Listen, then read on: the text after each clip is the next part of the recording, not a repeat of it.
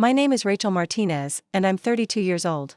What I'm about to tell you will make you question everything you think you know about family loyalty. Last month, I watched my sister Vanessa stand in front of 40 people at our cousin's wedding reception, clutching her stomach dramatically while pointing directly at me across the room. "Rachel's lasagna made me violently ill," she announced loudly enough for everyone to hear, her voice carrying that particular tone she'd perfected since childhood, part victim, part accuser, entirely theatrical. "I've been sick for 3 days because of her cooking. I'd love to know which corner of the globe you're watching from. And if this story speaks to you, make sure to subscribe. Tomorrow's video is one you absolutely can't miss." The room fell silent. 40 pairs of eyes turned toward me, some sympathetic, others suspicious. I felt my face burn with humiliation as whispers rippled through our extended family. But here's the twist that still makes my blood boil. Just 2 weeks later, that same sister called me at 11 o'clock at night, her voice honey-sweet and desperate, begging me for the exact recipe she'd publicly claimed nearly poisoned her before. I tell you how a family dinner turned into a public shaming, and how my sister's lies unraveled in the most spectacular way possible. Let me take you back to where this story really begins. It starts in my grandmother's kitchen in Phoenix, Arizona, when I was 7 years old, standing on a wooden step stool that my grandfather had built specifically so I could reach the counter. Grandma Sophia was teaching me to make her famous 3-cheese lasagna, the recipe that had been passed down through 4 generations of Martinez women. The kitchen smelled like heaven, fresh basil, roasted garlic, and that rich tomato sauce that simmered for hours until it reached the perfect consistency. My small hands struggled to layer the ricotta mixture evenly, but Grandma guided me patiently, her weathered fingers gentle over mine. "Mija," she said in her soft accent, "cooking is love made visible. When you feed someone, you're giving them a piece of your heart." She pointed to the secret ingredient she was adding, a pinch of cinnamon that gave the sauce its distinctive warmth. "This recipe isn't just food. It's our family's history, our tradition. Someday, you'll pass it on too." I was the only grandchild who showed genuine interest in learning Grandma's recipes. While my sister Vanessa, 3 years older than me, rolled her eyes and complained about the kitchen being too hot, I absorbed every detail. I learned about the specific San Marzano tomatoes Grandma ordered from a specialty shop across town, how to test pasta for perfect al dente texture, and why the cheese had to be grated fresh, never pre-shredded. Vanessa preferred spending her time at Grandma's house watching television or playing with her collection of Barbie dolls. When Grandma tried to teach her basic cooking skills, Vanessa would whine that her hands were getting dirty or that the onions made her eyes water too much. "Can't we just order pizza?" became her standard response to any mention of home cooking. Our parents, Michael and Carmen Martinez, both worked demanding jobs, Dad as a construction foreman and Mom as a nurse at Phoenix General Hospital. They often worked opposite shifts, which meant dinner frequently came from drive-through windows or frozen meal packages. When we did have family dinners, they were usually simple affairs: grilled chicken, steamed vegetables, basic pasta with Jared sauce, but weekends at Grandma's house were different. Those were magical days filled with the sounds and smells of authentic Mexican-Italian fusion cooking, a unique blend that reflected our family's heritage. Grandma Sophia had married my Italian grandfather, Antonio, in 1952, and their kitchen became a beautiful marriage of both cultures. Her pozole was as legendary as her osso buco, her tamales as sought after as her homemade gnocchi. As I grew older, my passion for cooking only intensified. I started experimenting with Grandma's recipes at home, adapting them to our smaller kitchen and tighter budget. I learned to substitute ingredients when necessary but never compromised on the fundamentals that made each dish special. By the time I was 15, I was preparing elaborate Sunday dinners for our family, much to my parents' delight and Vanessa's indifference. Vanessa had developed different interests entirely. She was focused on her appearance, her social status at school, and later, her college plans to study business marketing. She viewed my cooking hobby as quaint but ultimately impractical. "You can't make a career out of making lasagna," she'd say dismissively whenever I talked about maybe attending culinary school. When Grandma Sophia passed away during my junior year of high school, she left me something precious, her handwritten recipe book, filled with decades of notes, modifications, and family cooking wisdom. The pages were yellowed and stained from years of use, some barely legible from flour-dusted fingers and tomato sauce splatters. To me, it was more valuable than any inheritance. Vanessa received Grandma's jewelry collection, which she immediately had appraised and stored in a safety deposit box. She never wore any of it, claiming it was too old-fashioned for her taste. Meanwhile, I treasured every page of that recipe book, spending hours studying Grandma's careful notes about timing, temperatures, and the little tricks that made each dish extraordinary. After high school, while Vanessa headed off to Arizona State University on a partial scholarship, I took a gap year to work and save money. I spent that year perfecting the recipes from Grandma's book, particularly that 3-cheese lasagna that had become my signature dish. I worked part-time at a local Italian restaurant, where the owner, Mrs. Benedetti, took me under her wing and taught me professional techniques that elevated my home cooking to restaurant quality. The following year, I enrolled in the culinary arts program at Phoenix Community College. It wasn't the prestigious 4-year university path that Vanessa had chosen, but it aligned perfectly with my passion and goals. My parents were supportive, though I could tell they worried about the financial viability of a cooking career. Vanessa, meanwhile, was thriving in her business program. She joined a sorority, maintained excellent grades, and seemed to collect boyfriends like accessories. During her rare visits home, she'd regale us with stories about campus parties, internship opportunities, and her plans to move to Los Angeles after graduation to work in entertainment marketing. She never asked about my culinary studies or showed interest in the advanced techniques I was learning. When I'd prepare special dinners during her visits, she'd eat politely but without enthusiasm, often checking her phone throughout the meal or rushing off to meet friends afterward. The divide between us wasn't hostile, exactly, but it was pronounced. We were sisters living in completely different worlds, with different values and priorities. I found fulfillment in creating something beautiful and nourishing with my hands. She found excitement in the fast-paced world of marketing campaigns and social networking. After graduating from culinary school, I landed a position as a prep cook at Rosario's, one of Phoenix's most respected Italian restaurants. The work was demanding, long hours, hot kitchens, and intense pressure during dinner rushes, but I loved every challenging minute. I was learning from some of the best chefs in the city, refining my skills and building my confidence. Vanessa graduated summa cum laude and, true to her word, moved to Los Angeles. She landed an entry-level position at a boutique marketing firm that specialized in lifestyle brands. Her Instagram feed became a carefully curated showcase of her glamorous new life: rooftop parties, trendy restaurants, designer clothes, and a seemingly endless parade of photogenic experiences. Our family gatherings became less frequent with Vanessa living across state lines, but when she did visit, the dynamic remained the same.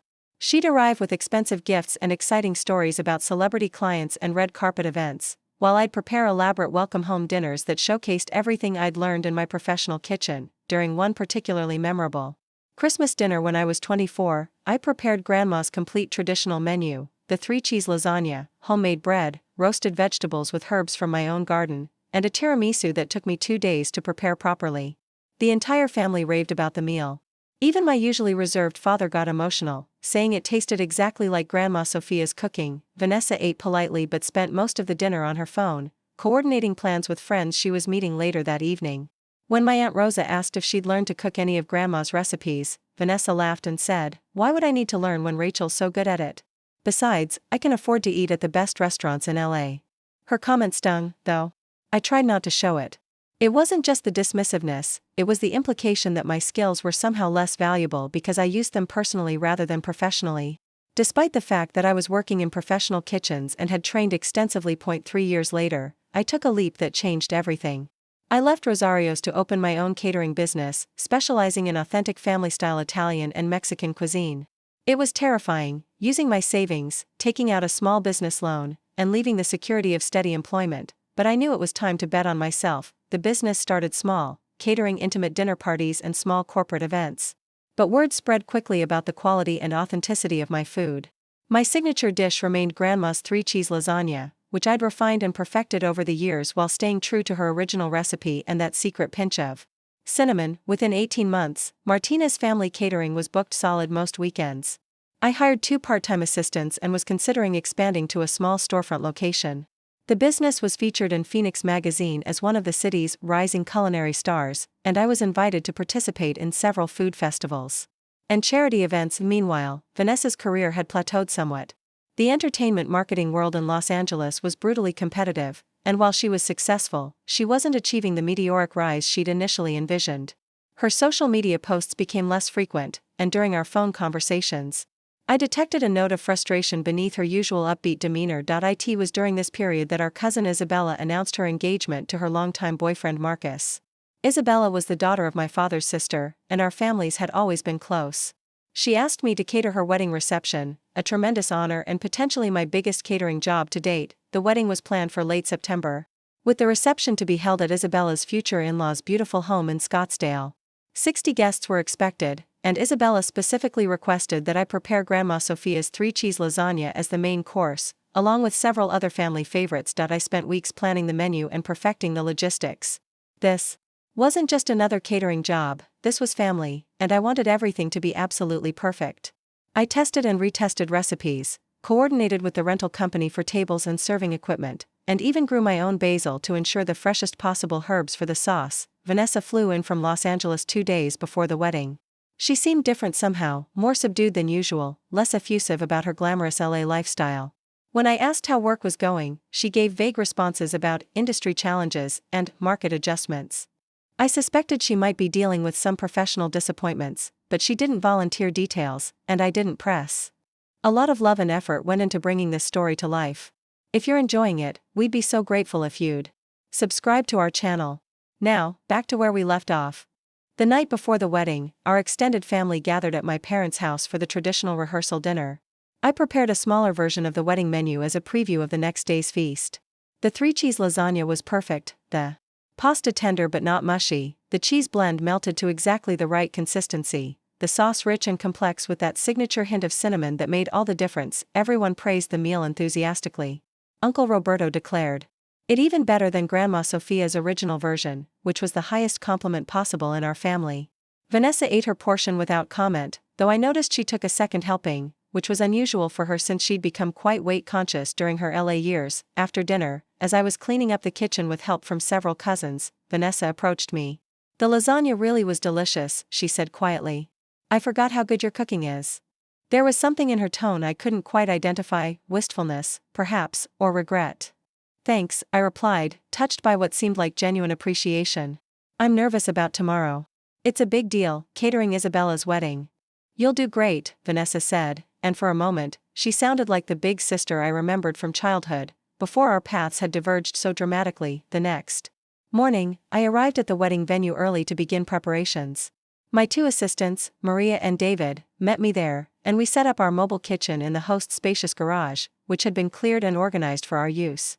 The timeline was precise: ceremony at 4, cocktail hour at 5, dinner service. At 6:30, everything proceeded flawlessly. The lasagna was assembled in large hotel pans and warming perfectly in the rented ovens. The salads were fresh and beautifully plated. The bread was golden and aromatic. My Italian wedding cookies and tiramisu looked picture-perfect on the dessert table. Vanessa arrived for the ceremony looking stunning in a designer dress that probably cost more than I made in a month. She clearly made an effort to present her most polished, successful self for this family gathering. During the cocktail hour, I watched from the kitchen as she worked the crowd, charming relatives with stories about her Los Angeles adventures and her impressive career achievements. The dinner service went perfectly. Guest after guest complimented the food, and I felt that deep satisfaction that comes from successfully sharing something you've created with love and skill.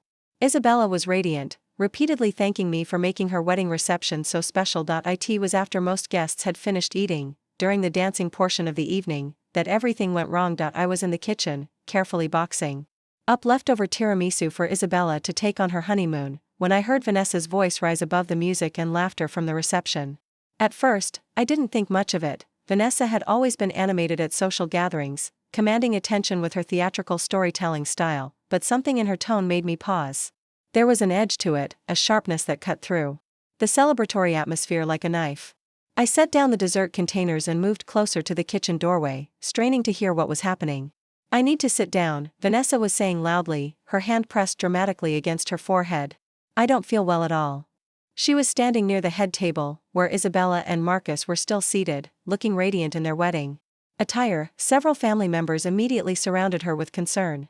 Aunt Rosa rushed over with a glass of water, while Uncle Roberto asked if she needed fresh air. Vanessa accepted their attention graciously, but I could see even from across the room that something felt performative about her distress. "It started about an hour ago," she continued, her voice carrying clearly across the reception area. "At first, I thought it was just the excitement of the day, but now I'm feeling really nauseated." She placed her hand on her stomach with exaggerated care. My assistant Maria looked at me with concern. "Do you think someone actually got sick from the food?" she whispered. The possibility sent a chill down my spine. As a caterer, food safety was my absolute top priority. I maintained impeccable standards, checked temperatures religiously, and followed every protocol to the letter. "That's impossible," I replied quietly, but doubt crept into my voice. Had I somehow missed something? Had one of the ingredients gone bad despite my careful preparation? I watched as Vanessa continued her performance, and by now, I was certain it was a performance. She was accepting sympathy from relatives while periodically glancing in my direction, as if gauging whether I was watching. The timing felt deliberate, calculated. I hate to say this, Vanessa announced, her voice growing louder and more dramatic, but I think it might be food poisoning. The words hit the reception like a bomb. Conversation stopped mid-sentence. Dancing couples froze. Even the band seemed to play more quietly. Isabella's face went pale. This was her wedding reception, and now there was talk of food poisoning. I could see her mentally calculating whether other guests might become ill, whether her perfect day was about to turn into a disaster. "Are you sure?" asked my cousin Carmen, looking genuinely worried. "Maybe it's just stress or excitement." Vanessa shook her head slowly, as if the movement caused her pain. "No, this is definitely a stomach illness. I've had food poisoning before. And this feels exactly the same." She paused for effect, surveying the concerned faces around her. "I think it was the lasagna." My heart stopped. She had just publicly blamed my signature dish, Grandma Sophia's sacred recipe, the centerpiece of the reception meal, for making her sick. In front of our entire extended family, at our cousin's wedding, she was destroying my reputation with a single accusation. I stepped out of the kitchen doorway, my legs feeling unsteady. Every eye in the reception area turned toward me. Some faces showed sympathy, others suspicion. I could see relatives mentally reviewing their own meals, wondering if they too might become ill. "The lasagna?" I managed to say, my voice barely audible over the sudden buzz of worried conversation. "I'm sorry, Rachel," Vanessa said, and she did sound apologetic, or at least, she was performing an apology convincingly. "I know you worked so hard on tonight's meal. But I ate a large portion of the lasagna about 2 hours ago, and now I'm feeling terrible. I can't think of anything else that would cause this." Isabella's new mother-in-law, Mrs. Patterson, spoke up with obvious concern. "Should we be worried about the other guests? If there's contaminated food, we need to know immediately." The question hung in the air like a sword over my head. If other guests started reporting illness, whether real or imagined, my catering business could be destroyed overnight. Word travels fast in close-knit communities, and food poisoning accusations spread even faster. "I followed every safety protocol," I said, trying to keep my voice steady. "All ingredients were fresh, temperatures were monitored constantly, and everything was prepared in sanitary conditions." But even as I spoke, I could see doubt creeping across faces in the crowd. Vanessa doubled over slightly, clutching her stomach. "Oh, it's getting worse," she groaned. "I think I need to go home and lie down." She looked around the gathered family members with what appeared to be genuine suffering. "Has anyone else started feeling sick?" The question was like throwing gasoline on a fire. Suddenly, several people began examining their own digestive states with suspicious attention. Aunt Rosa mentioned feeling a little queasy, though she admitted it might be from the wine. Uncle Miguel said his stomach felt unsettled, but he'd eaten 3 helpings of everything and drunk considerably more than usual. I watched in horror as panic began to spread through the reception. This was a nightmare scenario for any caterer. But it was especially devastating because these weren't just clients, they were family. People who had known me since childhood, who had eaten my cooking countless times without incident, were now looking at me with suspicion and concern. Isabella approached me with tears in her eyes. "Rachel, I'm so sorry this is happening at my wedding. I know you would never serve unsafe food intentionally." Her words were kind, but I could hear the underlying worry. She was concerned about her guests, about the reception, about what this meant for the celebration she'd planned for months.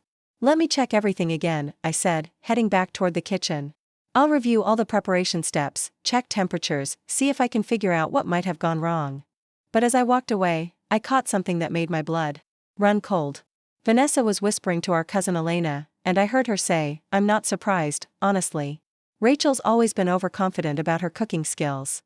The comment was quiet, meant to be private, but it carried clearly to where I stood. It revealed something ugly. This wasn't just about food poisoning. This was about something deeper, something personal between Vanessa and me. In the kitchen, I frantically reviewed everything.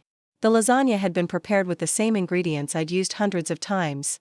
The ricotta cheese was fresh from the dairy, the meat had been properly cooked and cooled, the pasta was from a reliable supplier. The internal temperature had reached proper levels and been maintained throughout service. Maria and David helped me check and recheck everything. All our thermometers showed proper temperatures. The remaining food looked and smelled perfect. There was absolutely no evidence of contamination or spoilage. "Chef," Maria said quietly, "I've been working with you for over a year. Your kitchen standards are higher than any restaurant I've worked in. There's no way this food made anyone sick. David nodded in agreement. I watched you prepare everything. This was textbook food safety. If she's really sick, it's not from anything we served. Their support meant everything to me in that moment, but it didn't change the fact that my reputation was being destroyed in front of my entire family. Word of Vanessa's accusation would spread beyond tonight. Future clients would hear whispers about the caterer whose food made people sick at a wedding. I returned to the reception area to find that several guests had already left, despite showing no signs of illness themselves. The festive atmosphere had been completely deflated. Isabella and Marcus were trying to maintain normalcy, but their wedding reception had been effectively ruined. Vanessa was still the center of attention, now seated in a chair with a cold compress on her forehead, surrounded by concerned relatives. She was milking the situation for maximum sympathy, describing her symptoms in detailed, dramatic terms. It started as mild nausea, she was explaining to anyone who would listen, but now I have sharp stomach cramps and feel very weak. This is definitely food poisoning. I had it once from bad seafood in Los Angeles, and the symptoms are identical. I noticed she was being very specific in her accusations, repeatedly mentioning the lasagna and describing how much she'd eaten. She was building a case, creating a narrative that would be remembered and repeated long after tonight ended. What bothered me most was how calculated it all seemed. Vanessa wasn't rushing to the bathroom or showing signs of genuine illness. She was holding court, accepting sympathy, and ensuring that everyone present understood exactly what had supposedly made her sick and who was responsible. As the evening wound down earlier than planned, I began the heartbreaking task of cleaning up what should have been a triumph. The perfectly prepared food that had taken days to plan and hours to execute was now suspect.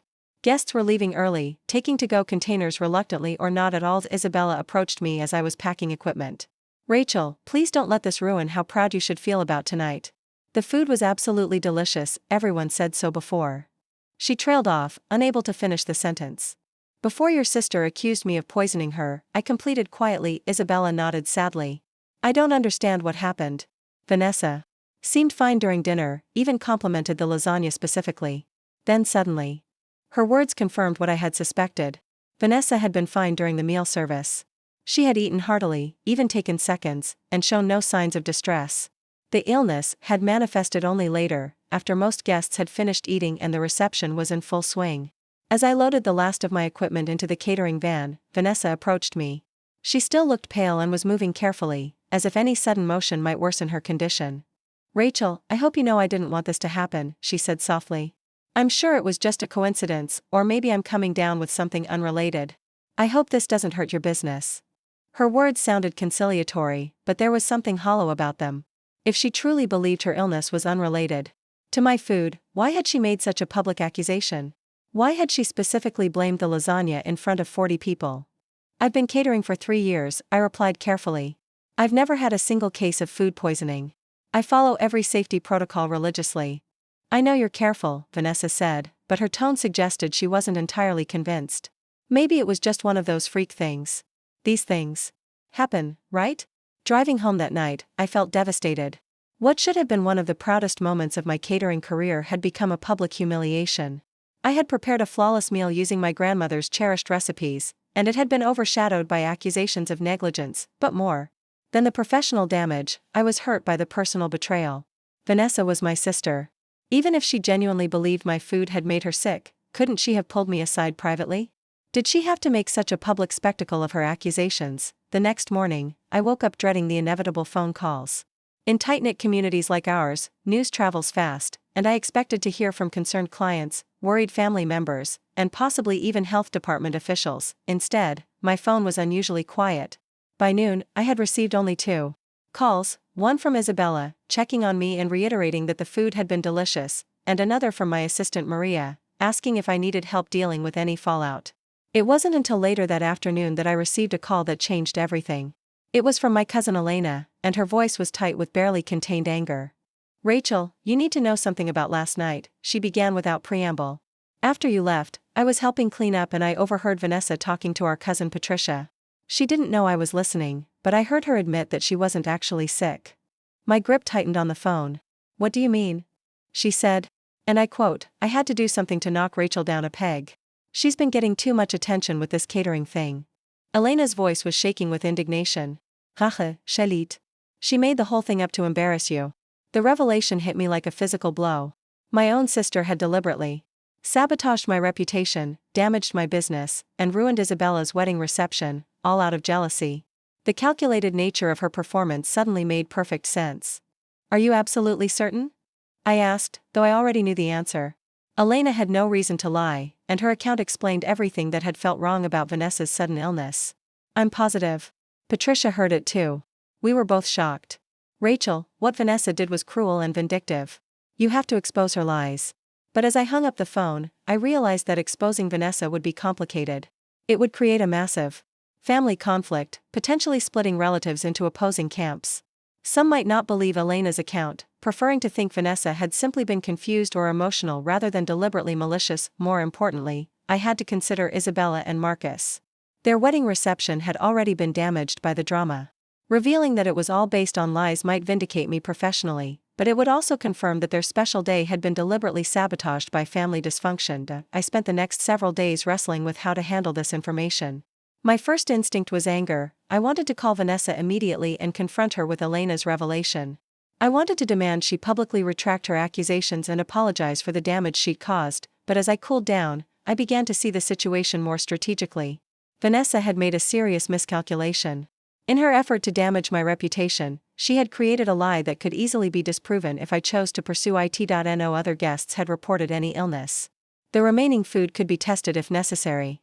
Most importantly, Elena and Patricia had witnessed her confession, providing clear evidence of her deception. The question was whether I wanted to engage in a family war or find a more subtle way to address the situation. As I considered my options, I remembered something Grandma Sophia used to say: sometimes the best revenge is simply living well and letting the truth reveal itself. I decided to wait and see what happened next. If Vanessa left things alone, I might let the matter rest rather than create ongoing family drama. But if she continued her campaign against me, I would have the ammunition needed to defend myself. What I didn't expect was that Vanessa herself would provide the perfect opportunity for the truth to emerge in the most ironic way possible. 3 weeks passed in relative silence. I threw myself into my catering business with renewed determination, booking 2 small corporate events and a baptism celebration. Each job went flawlessly, with clients praising both the food quality and presentation. Slowly, my confidence began to rebuild, though the sting of Vanessa's betrayal remained sharp. During this period, I made a conscious decision not to discuss the wedding incident with other family members. When relatives called to check on me, I simply said that sometimes these misunderstandings happen and that I was focusing on moving forward. This approach seemed to confuse some people who expected me to either defend myself vigorously or launch a counterattack against Vanessa. My parents, Michael and Carmen, were caught in an impossible position. They loved both their daughters and seemed genuinely bewildered by what had transpired. During our weekly Sunday dinner, Mom approached the subject carefully. "Mija, your father. And I don't understand what happened at Isabella's wedding," she said while we were washing dishes together. "Vanessa's always loved your cooking. Remember when she was home for Christmas? She ate 3 servings of your pozole." I dried a plate slowly, considering my response. "Sometimes people change, Mom. Or sometimes they show you who they really are." Dad overheard our conversation from the living room where he was watching football. "Rachel, you've been cooking for this family since you were a teenager. Never once has anyone gotten sick from your food." Not once. Their quiet support meant everything to me, even though they didn't know the full truth about Vanessa's deception. I decided to keep Elena's revelation to myself for now, hoping the situation would resolve naturally without forcing my parents to choose sides between their daughters. Meanwhile, Vanessa had returned to Los Angeles without addressing the incident further. Her social media presence resumed its usual carefully curated glamour: photos from trendy restaurants, work events, and weekend adventures with friends. She posted nothing about family or the wedding, which wasn't entirely unusual but felt pointed. Given the circumstances, I wondered if she thought the matter was closed, that she had successfully damaged my reputation and could simply move on with her life. Perhaps she assumed I would quietly accept the humiliation and never challenge her version of events. 2 days after the 3-week mark, my phone rang at 7:30 in the morning. The caller ID showed my business line, which was unusual for such an early hour. Most clients contacted me during normal business hours or through email for initial inquiries. "Martinez Family Catering, this is Rachel," I answered professionally, despite the early hour. "Rachel, thank goodness you answered." The voice was familiar, but it took me a moment to place it. It was Mrs. Patterson, Isabella's new mother-in-law. The same woman who had expressed concern about contaminated food at the wedding reception. "Mrs. Patterson, good morning. How can I help you?" I'm calling because I have an urgent catering request, and after tasting your food at Isabella's wedding, I simply have to have you cater my event." Her enthusiasm was palpable, which surprised me given her previous concerns about food safety. "I appreciate your confidence in my services," I replied carefully. "May I ask about the event details?" "It's my annual charity fundraiser for the Phoenix Children's Hospital. We're expecting about 80 guests, and it's scheduled for this Saturday evening. I know it's terribly short notice, but our original caterer just canceled due to a family emergency." This was exactly the kind of high-profile event that could elevate my business to the next level. Mrs. Patterson was well connected in Phoenix's social circles, and a successful charity fundraiser could lead to numerous future bookings with affluent clients. "That's quite short notice," I said, running through my mental checklist of what such an event would require. "What type of menu did you have in mind?" "Here's the thing," Mrs. Patterson continued, her voice becoming more animated. "Everyone at Isabella's wedding couldn't stop talking about that incredible lasagna you served. I've had several people specifically ask me to request that exact dish for the fundraiser." My breath caught. People were specifically requesting the lasagna that Vanessa had publicly blamed for food poisoning? Either Mrs. Patterson was being polite, or the other guests hadn't taken Vanessa's accusations as seriously as I'd feared. "You want the 3-cheese lasagna?" I asked, wanting to be absolutely certain. "Absolutely. It was extraordinary. My sister-in-law Margaret, who's quite the food critic, said it was the best lasagna she'd ever tasted. She's been raving about it for weeks." Mrs. Patterson paused. "I hope that unfortunate incident with your sister won't prevent you from preparing for it again. I'm sure it was just a coincidence or perhaps something she ate earlier in the day." Her casual dismissal of Vanessa's accusations was both relieving and illuminating. Clearly, the other wedding guests hadn't been as convinced by my sister's performance as I'd feared. Mrs. Patterson's willingness to book me for a major charity event proved that my professional reputation had survived the attack largely intact. "I'd be honored to cater your fundraiser," I said, feeling a surge of vindication. "And yes, I can absolutely prepare the 3-cheese lasagna as the centerpiece of the menu." We spent the next 20 minutes discussing details, appetizers, salad courses, bread selections, and dessert options. Mrs. Patterson was decisive and enthusiastic, clearly having given considerable thought to the menu despite the short timeline after finalizing the arrangements. She made a comment that stopped me cold. "I do hope your sister is feeling better. That food poisoning can be so unpredictable. Though between you and me, I've always found that stress and too much wine can cause similar symptoms." The implication was subtle but clear. Mrs. Patterson suspected that Vanessa's illness had been more related to overindulgence than food contamination. Her willingness to immediately book me for another event confirmed that suspicion. As I hung up the phone, I felt a complex mix of emotions. Relief that my reputation had survived, excitement about the prestigious booking, and a growing sense that Vanessa's plan had backfired more completely than she realized. I spent the next 3 days in intense preparation for the charity fundraiser. This wasn't just another catering job, it was my chance to definitively prove that my food was not only safe but exceptional. I sourced the finest ingredients available, triple-checked every preparation step, and recruited additional help to ensure flawless execution. The morning of the fundraiser, I arrived at Mrs. Patterson's elegant Scottsdale home at dawn to begin setup. Her kitchen was a caterer's dream, professional-grade equipment, ample workspace, and every tool I could possibly need. As I began the intricate process of assembling 80 portions of Grandma Sophia's lasagna, I felt my grandmother's presence guiding my hands. The event was scheduled to begin at 6 o'clock, with dinner service at 7:30. As guests began arriving, I could hear the cheerful buzz of conversation from the garden where cocktails were being served. Through the kitchen window, I watched elegantly dressed donors mingling around beautifully arranged silent auction displays. At precisely 7:30, I began serving the first course, a delicate arugula salad with pomegranate vinaigrette and toasted pine nuts. The response was immediately positive, with compliments filtering back to the kitchen through the serving staff. When the lasagna course was presented, the reaction was everything I had hoped for. Conversations quieted as guests took their first bites, then resumed with animated discussions about the flavors and textures.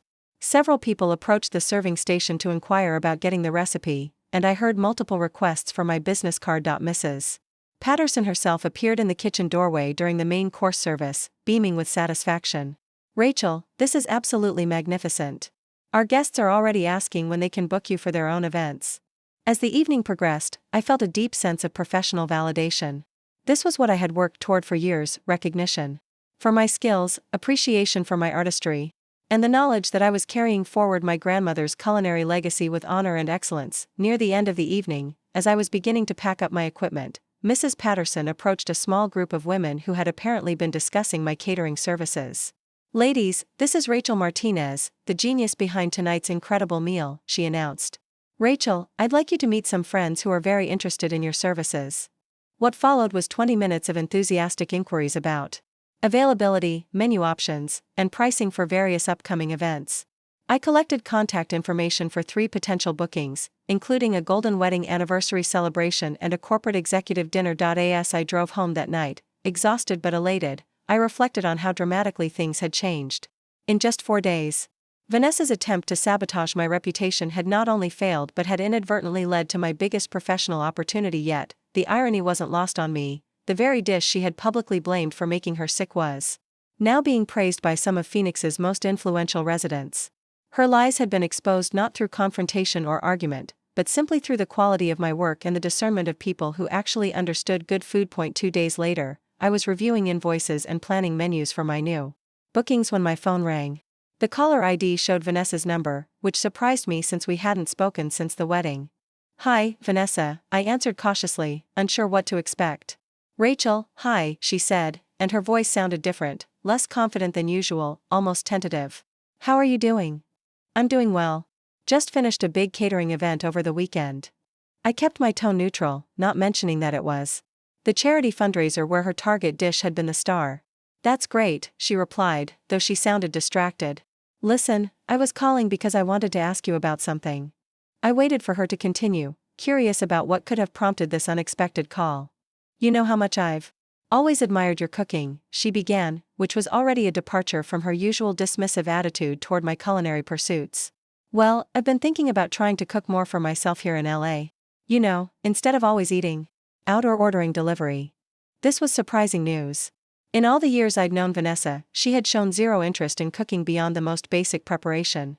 Her Los Angeles lifestyle had been built around restaurants, takeout, and convenience foods. "That's a healthy change," I replied diplomatically. "Cooking for yourself can be very rewarding." "Right, exactly," she said, her voice gaining some enthusiasm. "The thing is, I've been craving comfort food lately, you know, the kind of homemade meals we grew up with. And I keep thinking about that amazing lasagna you made for Isabella's wedding." My grip tightened on the phone. She was bringing up the very dish she had publicly blamed for making her sick, apparently with no acknowledgement of the accusations she had made. "Oh?" I said simply, keeping my response minimal.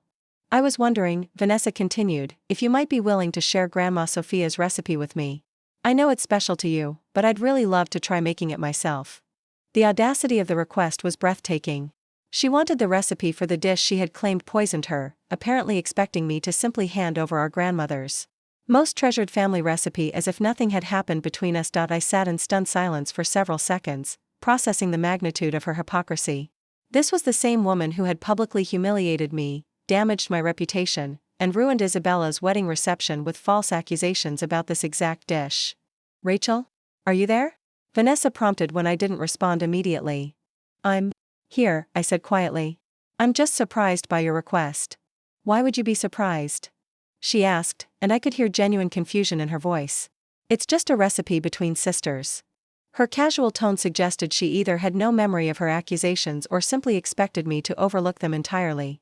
The disconnect between her behavior at the wedding and her current request was so profound that I began to wonder if she had convinced herself that her lies were actually true. The silence stretched between us as I struggled to find words that could adequately address the sheer absurdity of Vanessa's request.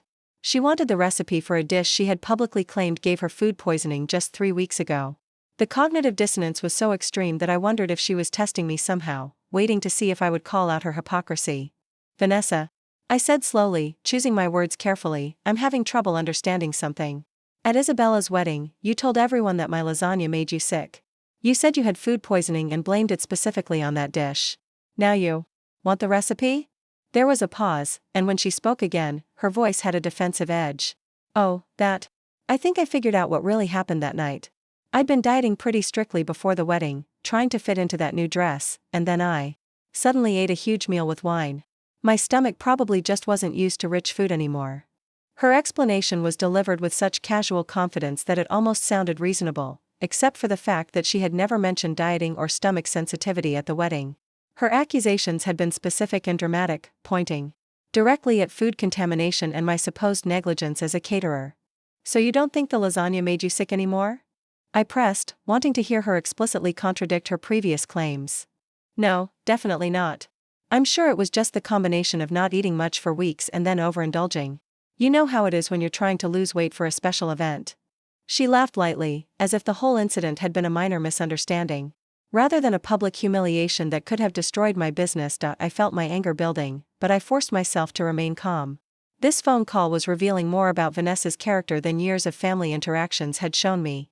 She was rewriting history in real time, creating a new narrative that absolved her of responsibility while completely ignoring the damage her accusations had caused. "The thing is," she continued, apparently oblivious to my growing frustration, "I can't stop thinking about how delicious that lasagna was. Even while I was feeling sick, I kept remembering how amazing it tasted. I've tried to find something similar at Italian restaurants here in LA, but nothing comes close." The irony was staggering. She was praising the same dish she had vilified, apparently expecting me to accept this dramatic reversal without question. Her casual dismissal of the wedding incident as a misunderstanding showed no awareness of the professional and personal damage she had inflicted. "Vanessa, do you realize what your accusations did to me that night?" I asked, abandoning any pretense of politeness.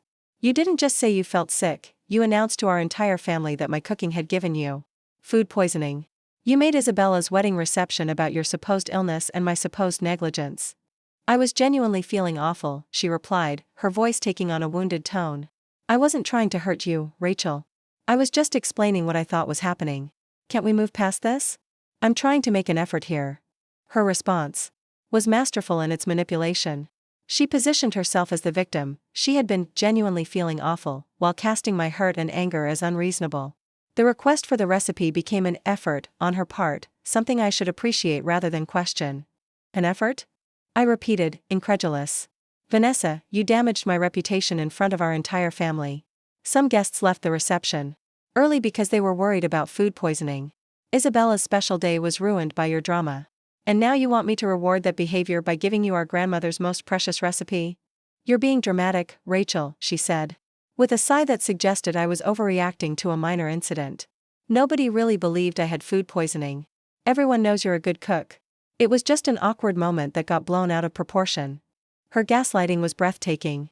She was minimizing the incident, dismissing my valid concerns, and reframing her deliberate sabotage as an awkward moment. The fact that she thought I would simply accept this revisionist history showed how little she understood the gravity of what she had done. "If nobody believed you," I said, my voice rising despite my efforts to stay calm, "then why did multiple guests leave early? Why did Mrs. Patterson worry about the other guests getting sick? Why did the whole reception atmosphere change after your announcement?" Vanessa was quiet for a moment, apparently realizing that her attempt to minimize the incident wasn't working. When she spoke again, her tone shifted to something more calculating. "Look, Rachel, I understand you're upset. But dwelling on what happened isn't going to change anything. I'm calling because I want to reconnect with family traditions, with the recipes that connect us to Grandma Sophia. Isn't that more important than holding grudges?" She was now reframing her request as something noble, a desire to connect with family heritage rather than simple recipe acquisition. It was a clever manipulation, positioning my reluctance to share the recipe as petty grudge-holding rather than a reasonable response to her betrayal. "Family traditions," I repeated slowly, "are about more than just recipes, Vanessa. They're about respect, honesty, and supporting each other. When you publicly humiliated me at Isabella's wedding, you violated all of those values. I think you're remembering it worse than it actually was," she said, her voice taking on the patronizing tone she'd used since childhood when she thought I was being overly sensitive. "But fine, if you don't want to share the recipe, I understand. I just thought it would be nice to have something that reminds me of home." Her wounded martyr act was perfectly executed. She was making me the unreasonable one for refusing her request, while positioning herself as someone who simply wanted to feel connected to family. The manipulation was so smooth that someone who hadn't witnessed her wedding performance might actually sympathize with her. "Vanessa," I said, deciding it was time to reveal what I knew, "I talked to Elena after the wedding. She overheard your conversation with Patricia about how you had to do something to knock Rachel down a peg because I was getting too much attention with this catering thing." The silence that followed was deafening. For several long seconds, neither of us spoke. I could almost hear Vanessa's mind racing as she realized her deception had been exposed. I don't know what Elena thinks she heard, she finally said, but her voice had lost its confident edge. She probably misunderstood something. You know how family gossip gets twisted. Elena quoted you directly, Vanessa. She said you admitted you weren't actually sick and that you made the whole thing up to embarrass me. I felt a strange calm settling over me as I finally confronted her with the truth. So please don't insult my intelligence by pretending this was all a misunderstanding about rich food and dieting. Another long pause. When Vanessa spoke again, her voice was harder, more defensive. Even if I did say something like that, and I'm not admitting I did, maybe I was just frustrated. Do you have any idea what it's like watching your little sister get all this praise for something as basic as cooking? Everyone acts like you're some kind of culinary genius for following grandma's old recipes. There it was, the truth behind her sabotage. Not concern about food safety, not genuine illness, but pure jealousy. She couldn't stand that I had found success and recognition in something she viewed as beneath her notice. Basic cooking? I said, my voice sharp with disbelief. Vanessa, I went to culinary school. I've worked in professional kitchens. I built a successful business from nothing. This isn't just following old recipes, it's years of training, practice, and dedication. Whatever, she replied, her mask of sisterly concern finally slipping completely. The point is, I made a mistake at the wedding. I was stressed and maybe I overreacted. But asking for a family recipe shouldn't be such a big deal. It's not like you invented it, it was Grandma's. Her sense of entitlement was astounding. Even after admitting, indirectly, that she had lied about the food poisoning, she still felt she deserved access to the recipe that represented everything she had tried to destroy. In her mind, our grandmother's legacy belonged to her simply by virtue of being family, regardless of how she had dishonored that connection. You're right that it was Grandma's recipe, I said, feeling a surge of protective anger. And Grandma gave it to me because I spent years learning from her, because I respected the tradition, and because I promised to honor it. She trusted me with her culinary legacy. She was my grandmother too, Vanessa snapped, her pretense of reasonableness finally abandoning entirely. I have just as much right to those recipes as you do. Rights aren't just about blood relation, Vanessa. They're earned through respect and responsibility. When you publicly attacked my character and tried to destroy my business using lies about Grandma's recipe, you forfeited any claim to that tradition. The conversation was spiraling toward a full confrontation, and part of me was relieved. For too long, I had swallowed my hurt and tried to maintain family peace while Vanessa's behavior went unchallenged. It felt liberating to finally speak the truth about her actions and their consequences. You're being ridiculous, she said, her voice rising. It's a lasagna recipe, not the crown jewels. Stop acting like you're the keeper of some sacred trust just because you decided to make a career out of cooking. Her dismissive attitude toward both my profession and our family heritage revealed everything I needed to know about her values. She saw cooking as beneath her, family recipes as mere ingredients lists rather than cultural connections, and my success as somehow undeserved. If it's just a lasagna recipe, I replied calmly, then why do you want it so badly? Why not just find one online or in a cookbook? Because she started, then stopped, apparently realizing that any honest answer would contradict her dismissive stance. If the recipe was truly unimportant, her desperate desire for it made no sense. Because you know it's special, I continued. You know, it represents something meaningful, family, tradition, the love that goes into creating something beautiful for people you care about. But you want to take that without giving anything back, without acknowledging the damage you've caused, without even apologizing for your lies. Fine, she said, her voice cold with anger. Keep your precious recipe. I don't need it anyway. I can have my assistant research Italian restaurants in LA and find something just as good. Her threat to replace our family tradition with restaurant research showed how fundamentally she misunderstood what made Grandma Sophia's recipe special. It wasn't just about ingredients and techniques, it was about love, memory, and connection across generations. Those elements couldn't be purchased or researched. Good luck with that, I said sincerely. I hope you find what you're looking for. As I prepared to end the call, Vanessa made one final attempt at manipulation. You know, Rachel, this conversation has been really eye-opening. I'm starting to understand why your business isn't growing faster. Customer service clearly isn't your strong suit. Her parting shot was designed to wound, attacking both my professional competence and suggesting that my success was somehow limited. It was a final attempt to make me doubt myself and my decisions. Actually, Vanessa, my business is doing better than ever. The charity fundraiser I catered over the weekend, where I served that same lasagna you claimed made you sick, led to 3 new bookings with some of Phoenix's most influential families. It turns out that people who actually understand good food can tell the difference between quality cooking and petty family drama. The silence that followed told me everything I needed to know. Vanessa had no response to the revelation that her sabotage had not only failed but had inadvertently contributed to my success. "Have a good evening, Vanessa," I said, and ended the call before she could respond. As I sat in my kitchen, looking at Grandma Sophia's recipe book on the counter, I felt a profound sense of resolution. The confrontation I had been dreading for weeks was over, and I had emerged with my dignity and principles intact. Vanessa had revealed her true character completely, removing any doubt about whether her wedding behavior had been malicious or accidental. More importantly, I realized that protecting our family's culinary legacy from someone who would exploit and dishonor it wasn't petty, it was necessary.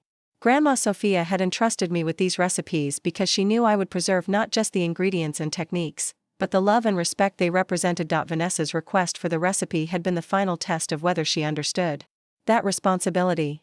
Her approach, demanding access without acknowledgement, apology, or accountability, proved that she didn't deserve the trust our grandmother had placed in me. For the first time since Isabella's wedding, I felt completely at peace with the situation. The aftermath of my conversation with Vanessa brought an unexpected sense of liberation. For weeks, I had carried the weight of her accusations, the uncertainty about my reputation, and the painful knowledge of her deliberate betrayal. Now that everything was out in the open, I could finally move forward without the burden of unspoken truths. 3 days after our phone confrontation, I received a call that would change the trajectory of my business in ways I never could have anticipated. The caller identified herself as Jennifer Walsh, executive assistant to Marcus Thornfield, CEO of Thornfield Hospitality Group, one of Arizona's largest luxury hotel chains. "Ms. Martinez," she began with crisp professionalism, "Mr. Thornfield attended the Phoenix Children's Hospital charity fundraiser last weekend and was extremely impressed with your catering services. He specifically mentioned the exceptional quality of your lasagna and the overall presentation of the meal." I felt a surge of excitement mixed with disbelief.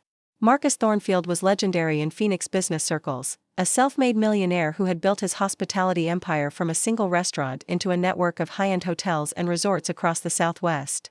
"Mr. Thornfield would like to schedule a meeting with you to discuss a potential partnership opportunity," Jennifer continued. "Are you available tomorrow afternoon at 3 o'clock?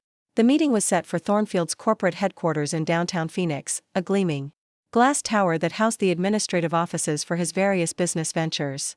As I prepared for the appointment, I carefully selected my most professional outfit and assembled a portfolio showcasing my best catering work, including photos from the charity fundraiser. Walking into the lobby of Thornfield Tower, I felt a mixture of nervousness and anticipation. This was clearly the big leagues: marble floors, abstract art, and the kind of understated luxury that spoke of serious money and influence. The receptionist directed me to the executive floor, where Jennifer Walsh, an impeccably dressed woman in her 40s, greeted me with a warm smile.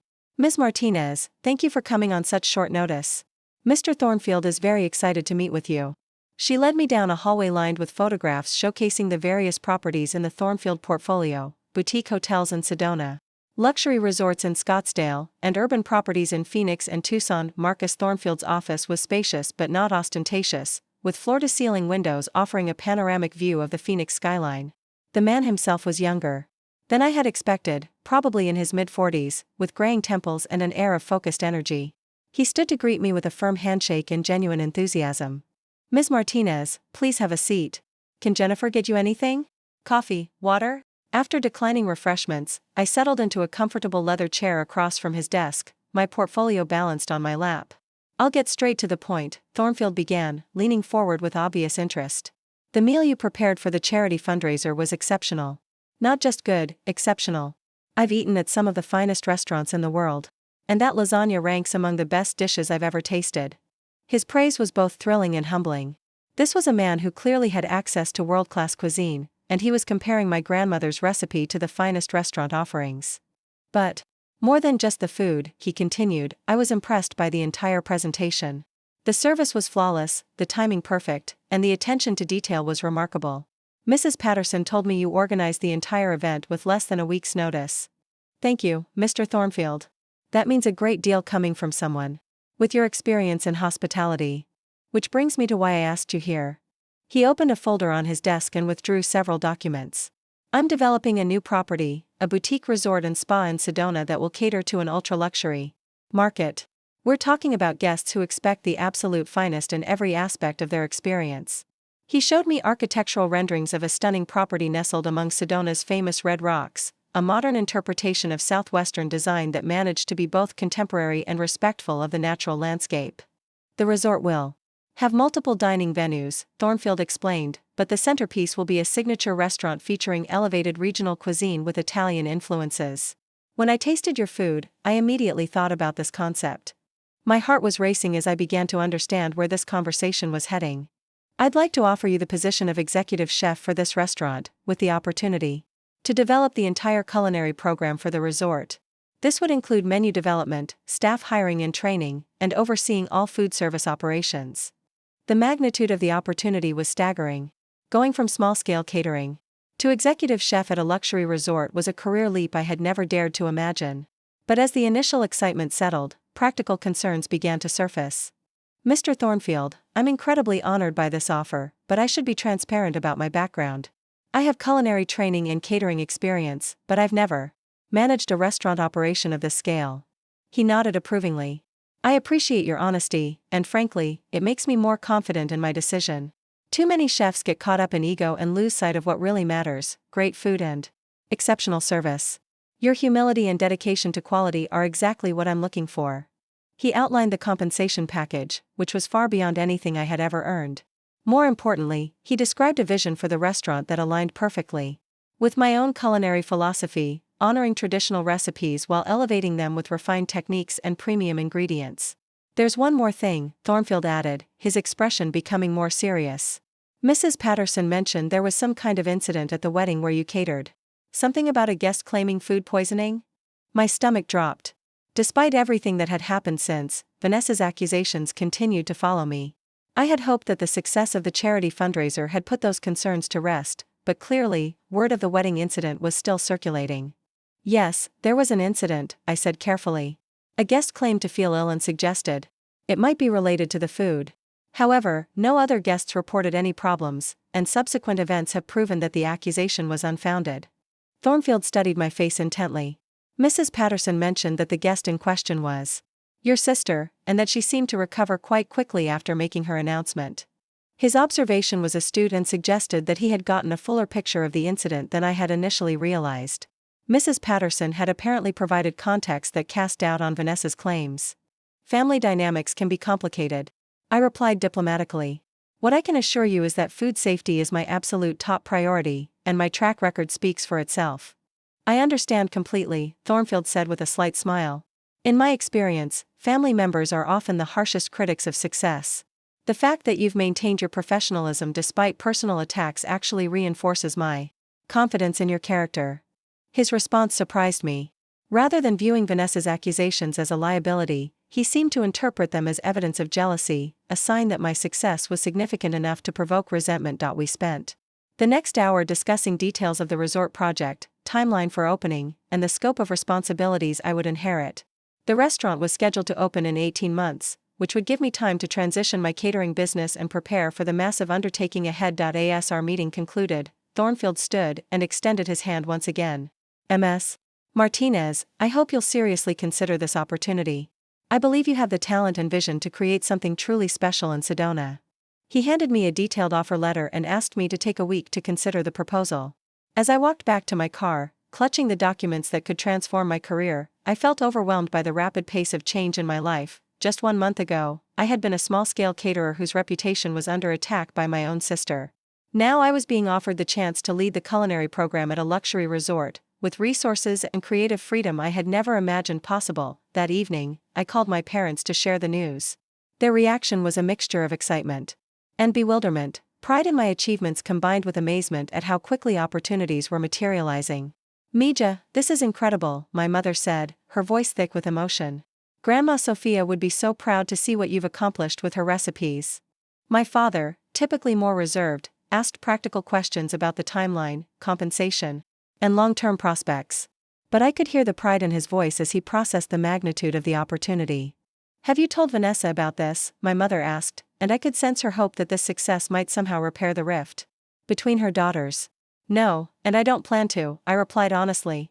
Vanessa made her feelings about my career very clear. This opportunity came to me because of my work and reputation, not because of family connections.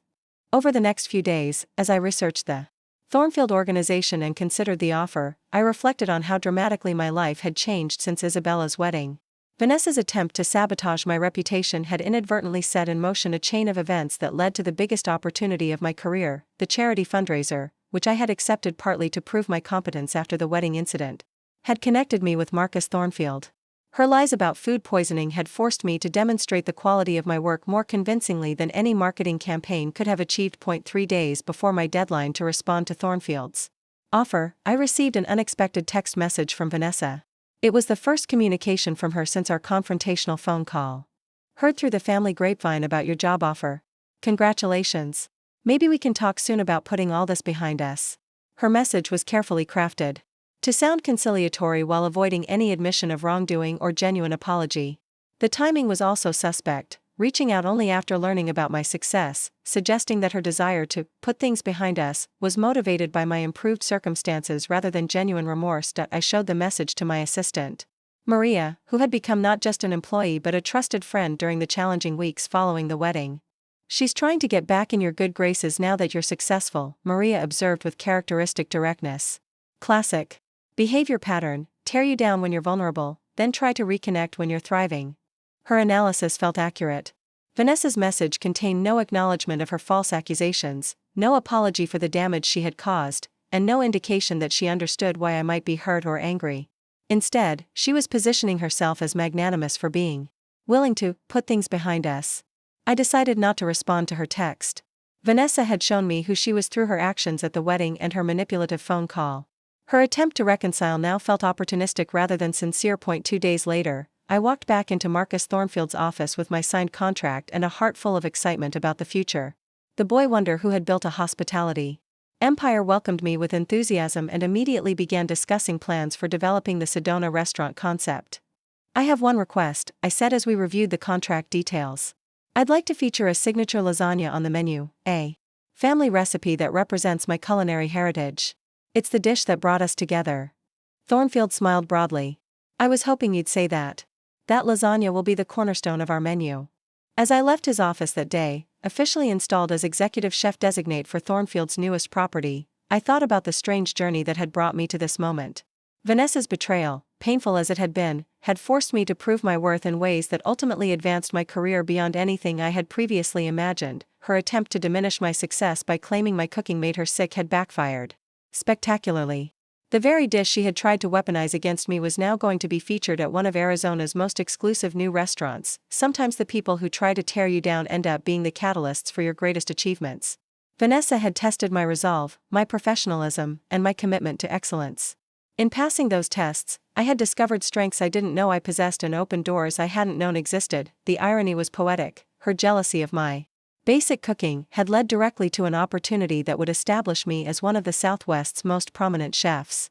The recipe she had demanded as her birthright would now be served to discerning guests who would pay premium prices for the privilege of experiencing Grandma Sophia's culinary legacy. As I drove home through the Phoenix sunset, I felt grateful for every twist and turn of the journey, even the painful ones. Without Vanessa's sabotage, I might never have pushed myself to reach for opportunities beyond my comfort zone. Her worst intentions had become the foundation for my best outcomes. 6 months into my new role as executive chef for Thornfield's Sedona Resort, my life had transformed in ways I could never have imagined. The restaurant development process was both exhilarating and overwhelming, designing kitchen layouts, creating signature dishes, interviewing potential staff members, and working with interior designers to craft an atmosphere that would complement the culinary experience. The resort itself was nearing completion, a stunning architectural marvel that seemed to grow organically from the red rock landscape. Floor-to-ceiling windows in the main dining room offered breathtaking views of Cathedral Rock, while the open kitchen design allowed guests to witness the artistry of food preparation. Everything about the space reflected Marcus Thornfield's commitment to excellence and attention to detail. My signature lasagna had evolved considerably from Grandma Sophia's original recipe, though it retained the essential elements that made it special. Working with a team of sous chefs and utilizing premium ingredients unavailable in home kitchens, I had created something that honored the tradition while elevating it to fine dining standards. The secret pinch of cinnamon remained, but now it was complemented by hand-rolled pasta, artisanal cheeses aged in Italian caves, and San Marzano tomatoes imported directly from volcanic soils outside Naples. Food critics from Phoenix Magazine and Arizona Highways had already been granted preview tastings, and their preliminary reactions suggested that the restaurant would be something extraordinary. One critic described the lasagna as a perfect marriage of rustic comfort and sophisticated technique, while another called it a dish that tells the story of family, tradition, and culinary evolution. The irony of these accolades wasn't lost on me. The same dish that Vanessa had publicly condemned as poisonous was now being praised by professional food critics as exceptional. Her attempt to diminish my work had inadvertently led to its greatest triumph. During this period of intense professional growth, my family relationships had largely stabilized, though the rift with Vanessa remained unaddressed. My parents were bursting with pride about my success, regularly sharing updates with extended family members and neighbors. They had visited the resort during construction, marveling at the scope of the operation I would be overseeing. Isabella and Marcus had become regular visitors to my test kitchen, serving as enthusiastic guinea pigs for new menu items. Isabella often joked that her wedding reception had been worth the drama since it ultimately led to my career breakthrough. She and Marcus were planning to be among the first guests when the resort officially opened. The extended family's reaction to my success was universally positive, with one notable exception. Vanessa had made no further attempts to contact me since her post-job offer text message. According to family gossip filtered through my mother, she was struggling professionally. In Los Angeles, the entertainment marketing industry had proven more challenging than anticipated, and she had changed jobs twice in the past year. I felt no satisfaction in learning about her difficulties. Despite everything that had happened between us, I didn't wish her ill. But I also felt no obligation to reach out or attempt reconciliation. She had shown me her true character during the wedding incident and subsequent phone call, and nothing in her behavior suggested genuine remorse or personal growth. 3 weeks before the resort's grand opening, I received a call that would test my resolve and force me to confront lingering family tensions. The caller was my Aunt Rosa, my father's sister and the mother of Isabella.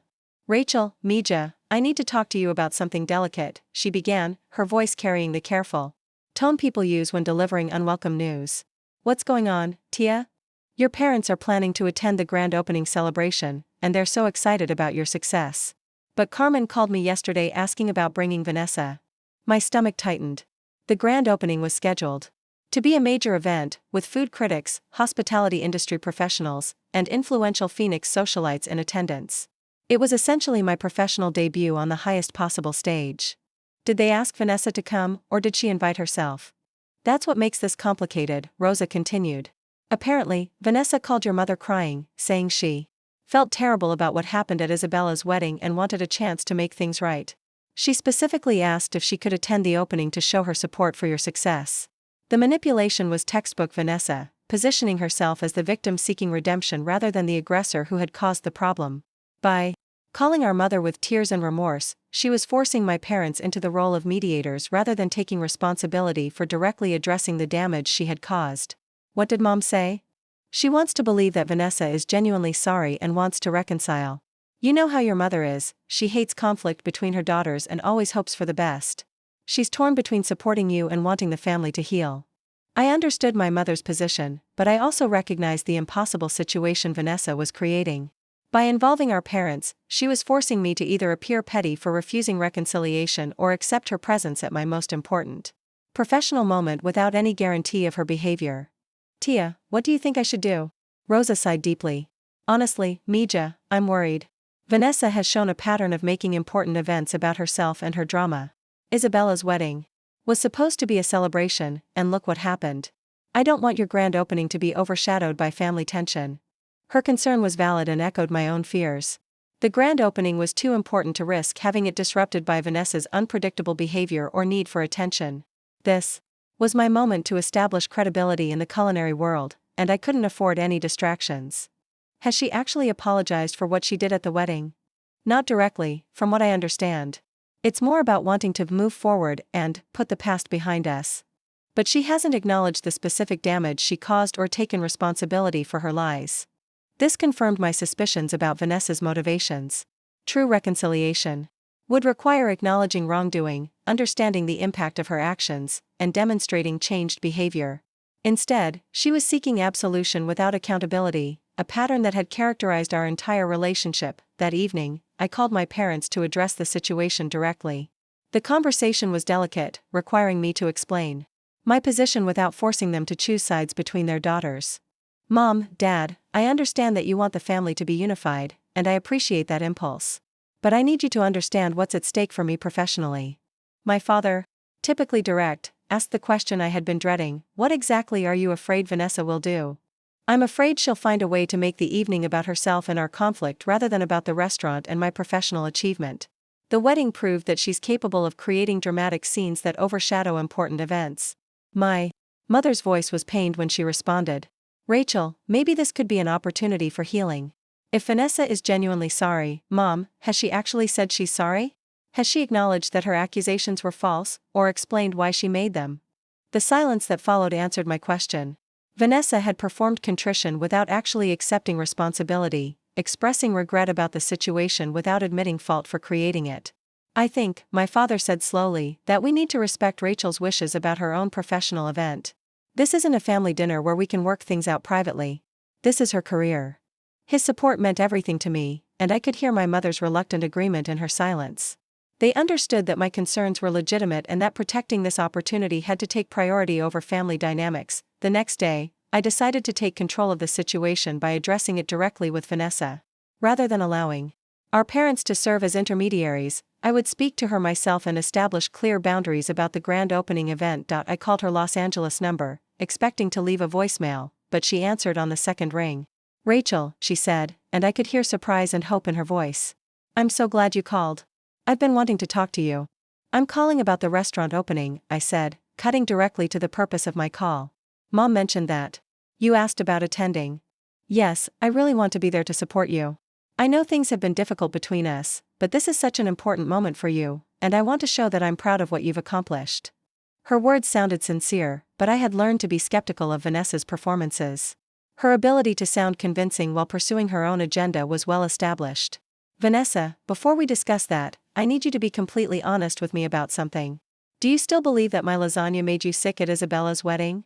The question was direct and designed to force her to either admit her deception or double down on her lies. There was a long pause before she responded. I think I may have been mistaken about what caused my illness that night. There were probably multiple factors involved. Her careful phrasing avoided admitting outright deception while acknowledging that her accusations had been wrong. It was a politician's answer, technically accurate but avoiding full accountability.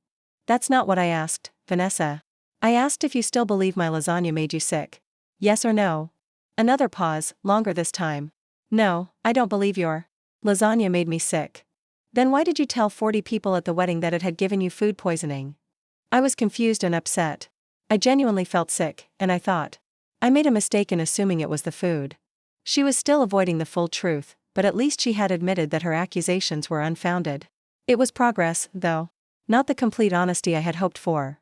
Vanessa, the restaurant opening is the most important professional event of my career. I need to know that if you attend, you won't create any drama or make the evening about our personal issues. Of course not, she said quickly. I understand how important this is for you.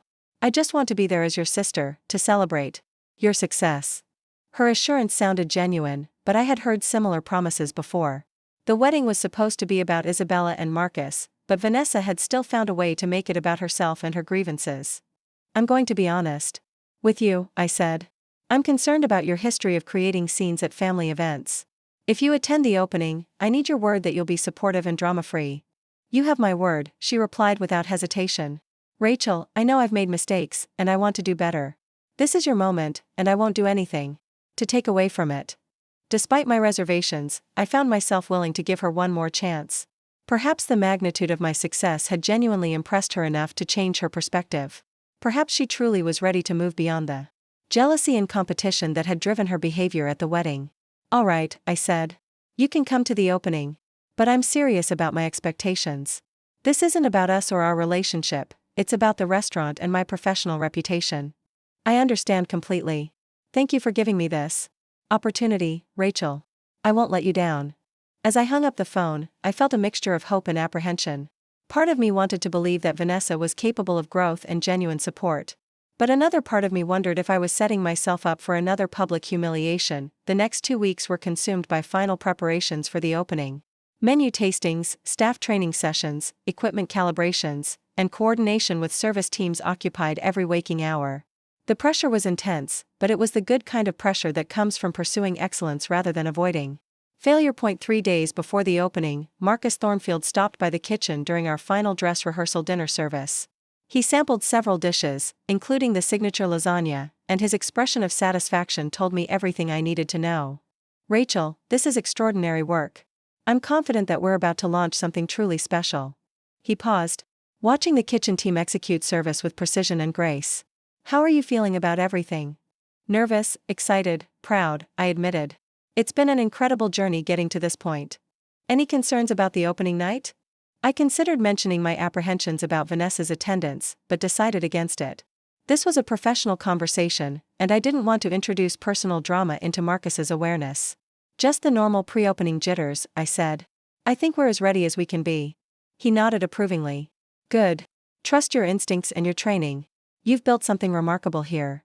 As the opening night approached, I found myself oscillating between excitement about showcasing my work and anxiety about potential family complications. I had given Vanessa the benefit of the doubt, but I couldn't shake the feeling that I might be making a mistake. The night before the opening, I stood in my empty restaurant, looking out at the red rock formations illuminated by moonlight. Tomorrow night, this space would be filled with influential people whose opinions could shape my career trajectory. Food critics, restaurateurs, hotel executives, and society figures would all be evaluating not just my cooking, but my ability to create a complete dining experience. I thought about Grandma Sophia and wished she could be there to see how far her simple family recipes had traveled.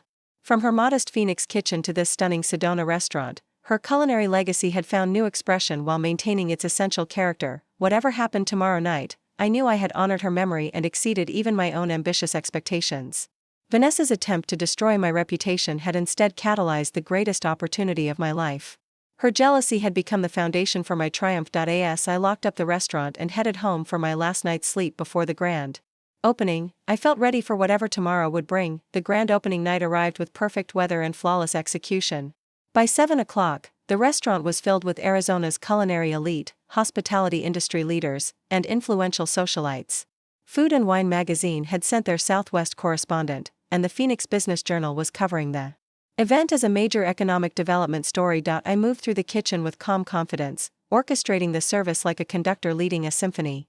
Every dish that left the pass met my exacting standards, and the front-of-house team executed service with the precision we had rehearsed for weeks. My parents arrived early, beaming with pride as they surveyed the stunning restaurant I had created. Dad kept shaking his head in amazement, while Mom teared up watching me command the kitchen with professional authority. Vanessa arrived fashionably late, wearing an elegant black dress and carrying herself with her trademark confidence. She greeted our parents warmly, complimented the restaurant's design, and appeared to be on her best behavior. When she spotted me during a brief break from the kitchen, she approached with what seemed like genuine admiration. "Rachel, this place is absolutely incredible. I'm so proud of you," she said, and for a moment, she sounded like the sister I remembered from childhood. "Thank you for being here," I replied, cautiously optimistic that perhaps she had genuinely changed. The evening progressed beautifully. The signature lasagna was met with unanimous acclaim, with several food critics approaching the kitchen to compliment the dish personally. Marcus Thornfield worked the room like the consummate host he was, beaming with pride as guests raved about the culinary program. Then, during the dessert course, everything changed. I was plating the final tiramisu when I heard raised voices from the dining room. Through the kitchen's pass-through window, I could see Vanessa standing at a table of food critics, gesturing animatedly while speaking in a voice loud enough to carry across the restaurant. My heart sank as I recognized the familiar theatricality of her posture. She had found her moment to create drama, just as she had at Isabella's wedding. I quickly handed off plating duties to my sous chef and made my way toward the dining room, arriving just in time to hear her say, "What people don't realize is that this lasagna recipe has been in our family for generations. I actually taught Rachel how to make it when we were children." The audacity was breathtaking. She was rewriting history in real time, claiming credit for teaching me the very recipe she had publicly condemned just months earlier. "Actually," I interjected, stepping into the conversation with forced calm, "Grandma Sophia taught me that recipe directly. Vanessa wasn't interested in cooking lessons as a child." Vanessa's expression flickered with irritation before she recovered her composure. "Well, we all learned from Grandma together. It's a family tradition." One of the food critics, clearly sensing tension, asked politely, "So you're both accomplished cooks?" "Oh, I don't cook professionally," Vanessa laughed with false modesty. "I leave that to Rachel. Though I do think I have a natural palate for it. In fact, there was one time when Rachel's version of this dish didn't quite agree with me, too. Rich, perhaps, but tonight's preparation is absolutely perfect." She had done it again. In front of the most important audience of my career, she was simultaneously claiming credit for my success while subtly undermining my reputation by referencing the wedding incident. The food critic looked confused by her contradictory statements, and I realized I had to act decisively to prevent further damage.